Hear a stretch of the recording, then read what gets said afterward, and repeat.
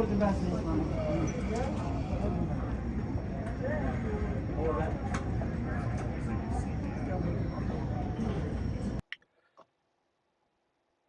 अस्सलाम वालेकुम। नए व्लॉग के साथ साद अली खान हाजिर है। आज का व्लॉग है उस सीरीज़ का हिस्सा जिसमें हमने अलबामा ट्रैवल किया। तो हमारा दिन स्टार्ट हुआ डैलस एयरपोर्ट से, जो कि बहुत ही बड़ा था।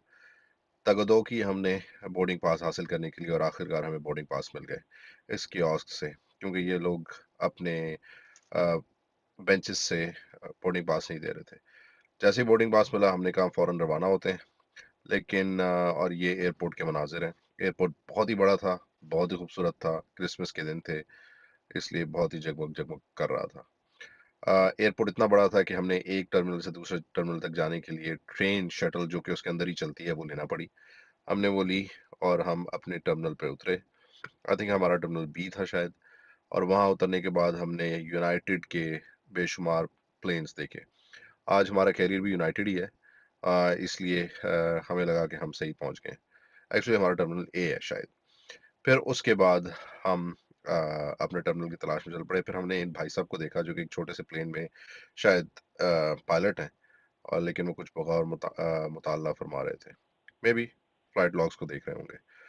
खैर हमारी फ्लाइट डिले हो गई एज यूजुअल कुछ घंटे। तो हम लोग वहाँ पे लोगों को आता जाता देखते रहे। थोड़ा सा रश हुआ और फिर थोड़े ही अरसे बाद वीरानी हो गई।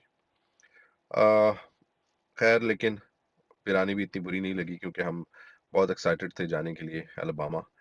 न्यू जर्सी से, बल्कि वॉशिंगटन से अलबामा का सफ़र हमारे लिए कैसा साबित होगा ये हमें फ्यूचर में पता चलेगा। फिर उसके बाद हमने थोड़ी सी पेट पूजा की, थोड़ा सा कुछ खाया। फिर उसके बाद हमारी बोर्डिंग का टाइम आया। जब बोर्डिंग का टाइम आया तो हमने अपने जहाज़ को देखा, तो जहाज़ बहुत ही छोटा लगा। यूनाइटेड एक्सप्रेस के नाम से था। इतना छोटा लगा कि ऐसा महसूस हो रहा था कि ये कोई कैरियर जहाज़ नहीं, बल्कि कोई प्राइवेट प्लेन है। खैर हम भी लाइन में लगे। जाना तो था ही, और ये भी सोचा कि ये छोटा जहाज़ हमें शायद जल्दी पहुंचा दे। और इस तरह हमारा ये टेक ऑफ का सफ़र शुरू हुआ। टेक ऑफ का सफ़र शुरू होते ही उस चीज़ का इंतज़ार था, जिस चीज़ के लिए हज़ारों, लाखों, करोड़ों लोग जहाज़ का सफ़र करते हैं, और वो रात का मंज़र होता है पूरे शहर का। खैर हमने उड़ान भरनी थी, और नीचे हमें वॉशिंगटन के मनाज़िर देखने थे, जो कि दुनिया के चंद ऐसे शहरों में से है जो कि रोशनियों का शहर कहलाते हैं। ऊपर से नीचे देखा, जहाज़ के परों को देखा, और अल्लाह ताला का शुक्र अदा किया कि अल्लाह ताला ने हमें खैर खैरियत से टेक ऑफ का सफ़र अभी तक का गुजरा, और आगे भी गुजरेगा। फिर नीचे शहर को देखा तो एक खूबसूरत सा मंजर देखने को मिला वॉशिंगटन का, जो कि नीचे से भी बहुत खूबसूरत है, लेकिन ऊपर से इसका कोई जवाब नहीं है। क्योंकि लाखों लोग, सैकड़ों लोग इस वक्त गाड़ियों में सफ़र कर रहे होंगे, स्टेडियम्स में बैठे होंगे, कैपिटल हिल को देख रहे होंगे, वॉशिंगटन मॉन्यूमेंट्स को देख रहे होंगे, और हम उनको ऊपर से देख रहे हैं।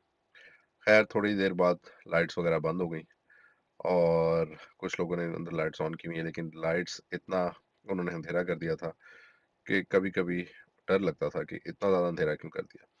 शायद ये एक सेफ्टी प्रोटोकॉल है। खैर ये सफ़र भी गुजरा, और हम बहुत जल्द ही अलबामा पहुंचने वाले थे। अलबामा हम उतरे रात को, तो हमें जैसे महसूस हुआ कि हमारे अलावा इस एयरपोर्ट पे कोई भी नहीं है।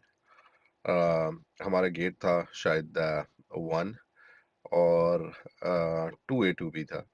और जब हम वहाँ पे उतरे तो बिल्कुल खाली एयरपोर्ट था।